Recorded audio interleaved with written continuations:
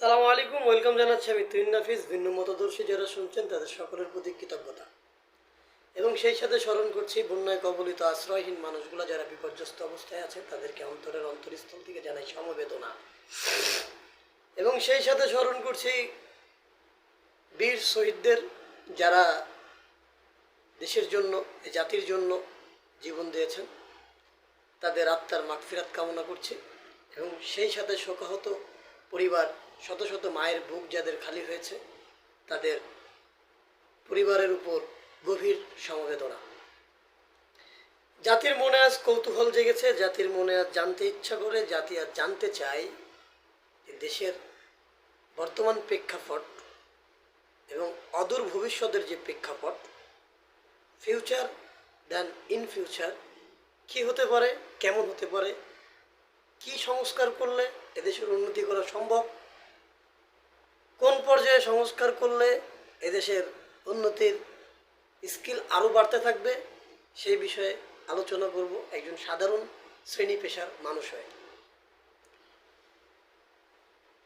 সর্বপ্রথম যে বিষয়ের উপরে আমরা দৃষ্টি দিতে চাই, অন্তর্বর্তীকালীন সরকারের বিশেষ উপদেষ্টাগণ সবিনয় বিনতি।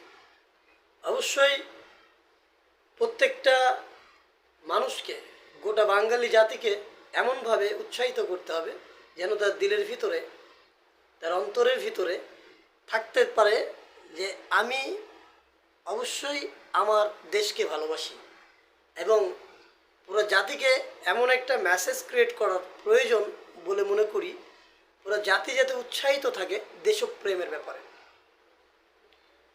যদি মিলিত কমিউনিটি না হতো তাহলে আমার মনে হয় এ দেশ 1971 সালে স্বাধীন হতো না।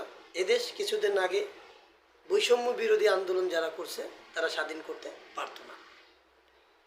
এই জন্য দরকার সর্বপ্রথম মিলিত কমিউনিটি।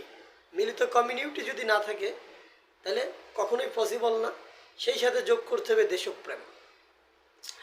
তারপরে প্রত্যেকটা শিক্ষাঙ্গনগুলোকে সর্বোচ্চ আকারে ডিসিপ্লিন রুট জারি করতে হবে এবং প্রত্যেকটা শিক্ষাঙ্গনের নৈতিক এবং মৌলিক শিক্ষার উপরে বিশেষ গুরুত্ব আরোপ করতে হবে। সাথে ধার্মিক বিষয়ে বুঝ দেওয়ার জন্য বিশেষ বিশেষ স্পেসিফিক টিচার রাখতে হবে।